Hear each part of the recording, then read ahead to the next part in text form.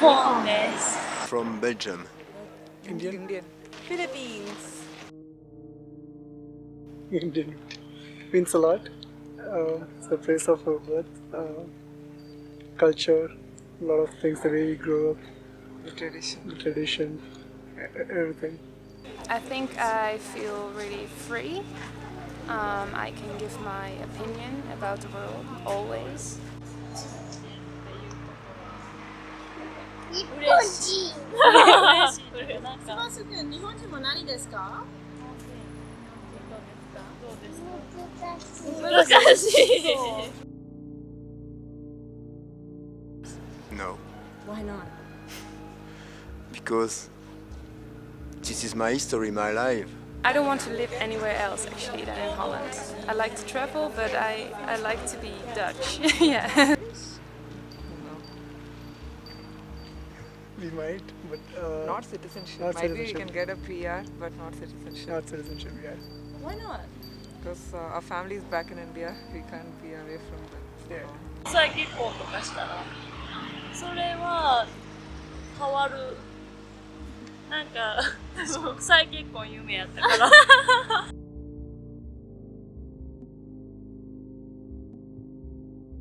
オラフって言います。日本はもうすでに13年ぐらい住んでます。出身はインドネシアです。ジャカルタで生まれました。エンジニアしてます。病院で医療機器直してます。どうもはじめまして。私、エヴァン・コーラー、と申します。日本名はコーラ・エイジですが、アメリカ生まれ育ちで、日本に行ってから10年弱ですね。今英語の先生として働いているんですけど、趣味は総合格闘技と本読むことかな。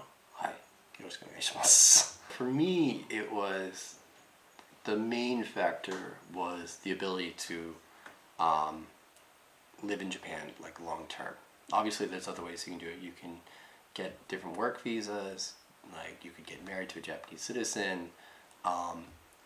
Or you could get permanent residence. These are all other options, but for me, I just felt those were kind of shortcuts almost. Like the visa thing, there's not really a lot of commitment there. And permanent residence as well. Like you always have you always have kind of an escape route. It feels like if anything goes bad, you can always go back to where your country you're born in. But for me, I want to really show that I want to be here for good. I want to show how much I like this, not like this, I want to show how much I love this country, and also being able to vote and everything else just really contributed to it. It's mostly like Evan too. I would love to live here for a long time, and for one other reasons also to be able to vote. I considered permanent residency as well, but there's no voting options for PR. So, and one more reason also is for career purposes. I hold now an Indonesian passport, which is a little bit troublesome when we want to get out of the country. We have to apply different visas to different other country.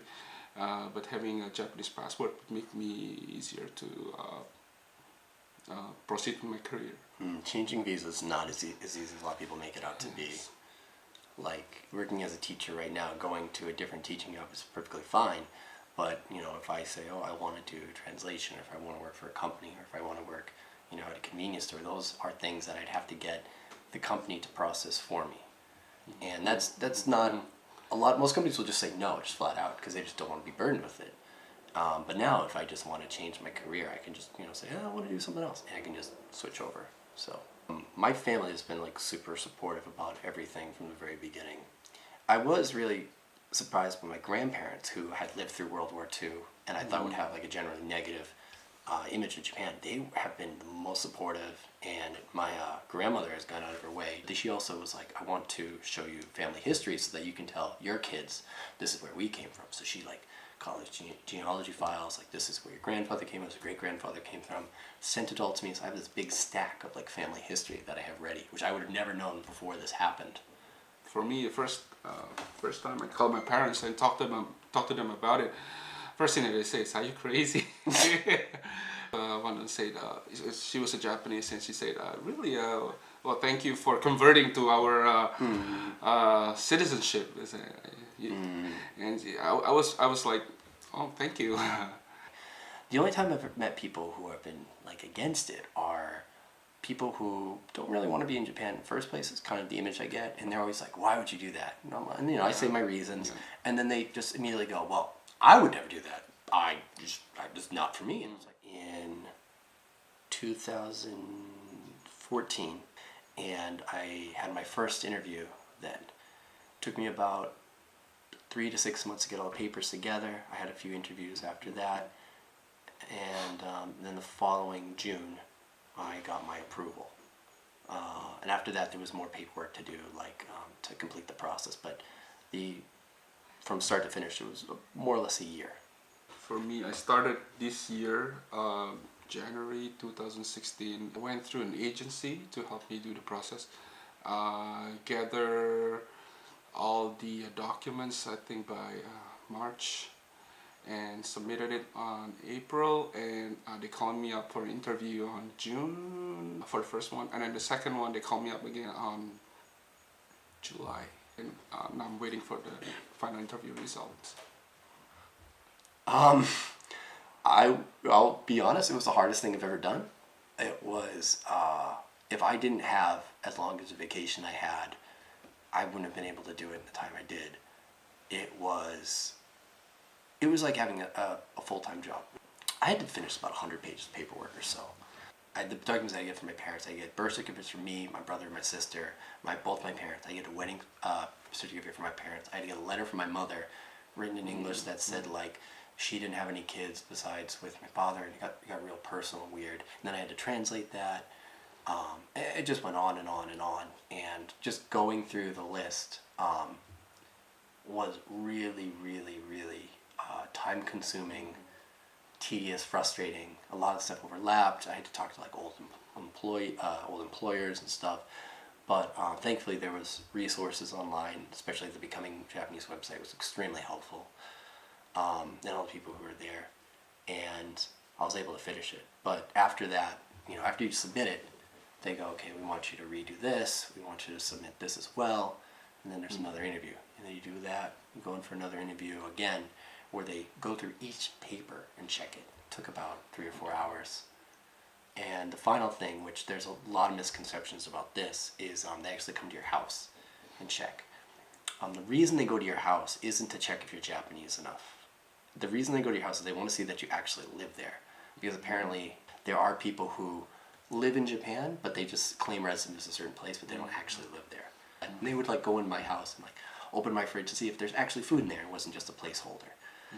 But if there's anything else I'm comfortable with, I could say no. I was perfectly fine with it, but before he did everything, he's like, is it okay if I open your closet? Is there anything in there you don't want me to see? Anything personal? And I would say, oh, no, it's fine, it's fine. And then when it's finished, you have to get a lot of paperwork, and you get to look forward to this. Yeah. You have to get a document that says you're a citizen, but you need an ID, but you don't have an ID, so you need to get an ID, and there's like this circular bureaucratic thinking that's just a nightmare. I wouldn't do it again. I didn't go through as much stress as Evan does, because I went through the agency, and it was much easier. The hardest part was actually just gathering the documents, because my family members, they're living in different places. It was hard because some documents they feel is too personal. They don't want to send it over because it has to be original, and they're worried what if the document is lost and everything. It just takes a lot of convincing. After the documents are all done, pretty much it was really not much thing for me to do, and I just have the agency submit it, and they call me twice, and that's pretty much it. The one with the letter from my mother saying she only had those kids, I thought was a bit too much. But then they told me that to make the family register, the Koseki, they need you to make a family tree. And in case there was someone else in there, they need to have documents of that. But I thought the weird part is you have to pledge to the Japanese Constitution before you're finished. Which I thought was weird, because I thought that would be like the last thing you do. Exactly. But they have you read it out loud, and I was so nervous. I forgot how to read stuff. They don't have like a Japanese test, but they want you to do everything in Japanese. So when you start like, when you forget like how to read stuff, or you kind of stumble over because you're nervous, they're kind of like, maybe you're not ready. It said sensei sho, like, you know, oath. Yes. And I said like monja sho or something. Like, I had no idea why that came out of my mouth. And the guy was like, are you okay? You only need to have a third grade elementary school level of Japanese to get through. So if you have trouble reading some things, that's fine, you know. But you need to be able to speak and communicate at like a basic conversational level. So you have to write everything, like an essay in Japanese. And I think it's probably closer to high school level. But, you know, if you make a mistake here and there, they're like, yeah, you know, they'll let it slide. Oh my God, so much. There's, do you have any? No, I don't have much, because I got a lot of information from you, from the agency, so everything went smoothly. Until I found like really good resources, I heard that you had to be of Asian descent to get it. You had to swear an oath to the emperor, which they don't say anything about the emperor, they don't even care. You had to have Japanese family or Japanese blood, which is kind of true because it makes it easier, but you don't have to. I heard a rumor that Muslims weren't allowed to do it, which is totally not. They don't care at all. They don't ask you about religion ever. Yep. Nope. The one I heard was the time. It was like people were saying it takes like 15, 20 years, but the longest it will take for consistent residency, I think, is 5 years. And if you're married, or if you have Japanese family, or you've lived here since you were born, it gets shorter.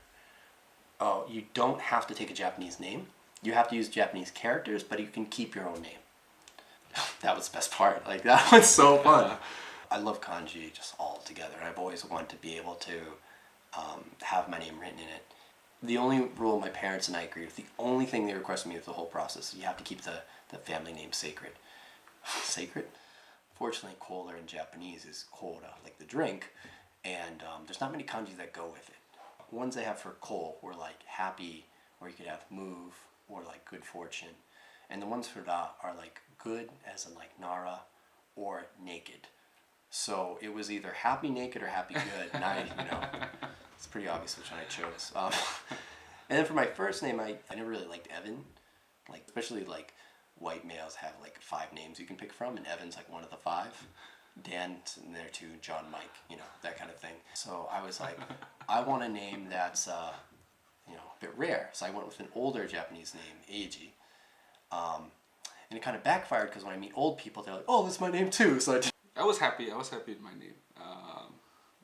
My name is Olaf, and thanks to the movie, it was released about 2-3 years ago. It became really popular. It was also a hassle to actually change everything else. Documentation. You do have to change a lot of stuff over. Yes. I was actually surprised in the naming system. For a Japanese naming system, you have to have a family name and a first name, and you can actually technically put another. If you have like three names, you can put one more, but it has to come under either the first name or the last name, which makes it a little bit tricky where to put it, depending on how your name sounds like. Yeah. I was baptized. I had the name Michael. I wanted to put it into my passport, but it was just too tricky. I decided just to keep 2 names for now. You can actually get your old name written in your passport as well. Oh. So you can have it say Michael in there to show that this is your older name. Oh. So the part I was a bit surprised by is even though in Japanese you can use kanji, romaji, katakana, hiragana, they don't let you use romaji at all. It's strictly forbidden. It has to be kanji, hiragana, or katakana. You can mix them all up and put them in any order you want, but it has to be those 3. Yes. I'm going to go with the katakana. Yes. Yeah, I would say yes. It hasn't been like dramatic. It wasn't like I got the card and I was like, I'm Japanese now, and I had to go home and eat like miso soup with white rice. Like, it didn't change like that.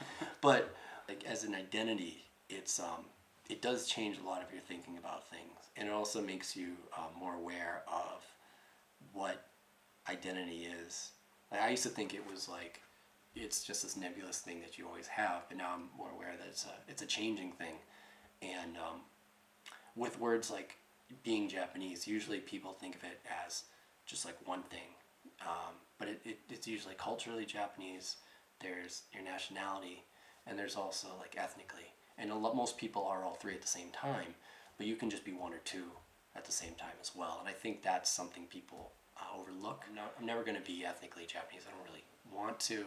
I don't need to. But culturally speaking, I'm becoming more and more Japanese. And with my passport, I've really confirmed that.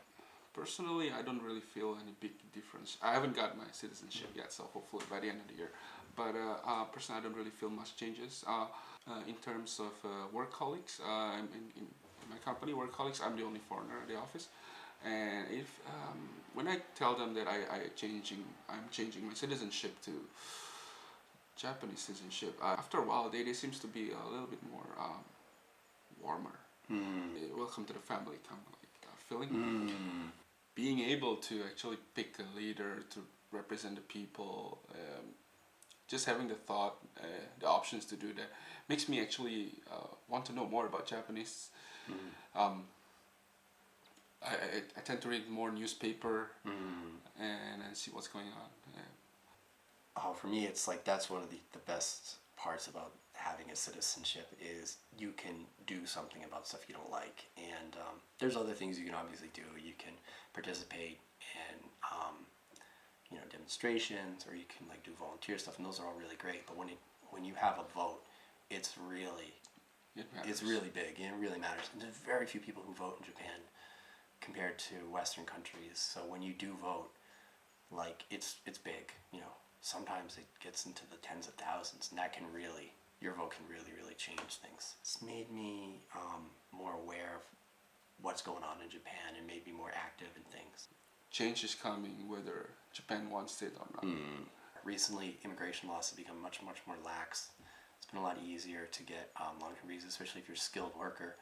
And I think they're going to try to encourage more people to come for longer terms, not just for tourism. It's not going to happen anytime soon, but I think that's going to be a big progress. And it's not going to be one that goes over smooth. It's going to be rough waters for a few years, but it has to get done.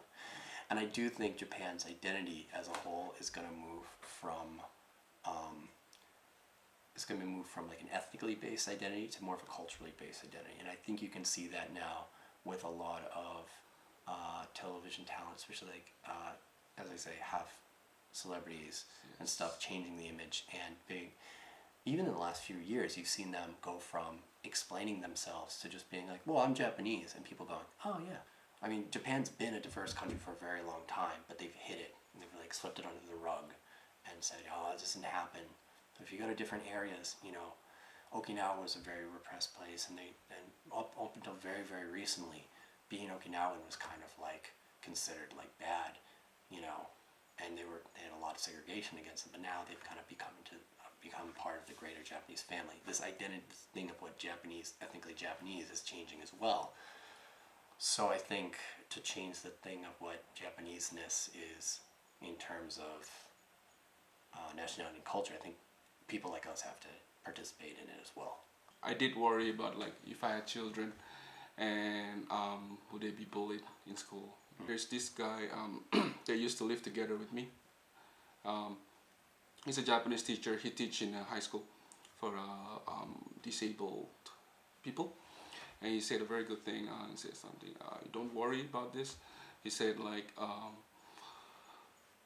bully is just going to be bully. So even if you're Japanese or half Japanese, even Japanese bully other Japanese. So it really doesn't make sense to think that if you're a foreigner then you get bullied. So just do what you want and then don't worry so much about it. There are a few people I've met and heard about online who don't live here for a long time and they want to naturalize. You need to live here for at least 5 years. You need to get the feel of it. You need to go through the parts that are good and bad. You need to feel the greatness of like living in here and stuff like that, but you also need to experience, like, for better or worse, you need to experience the discrimination that's here and the bad stuff. And when you're okay with all of that and you're okay with not going back to your home country, then you can start to think about it.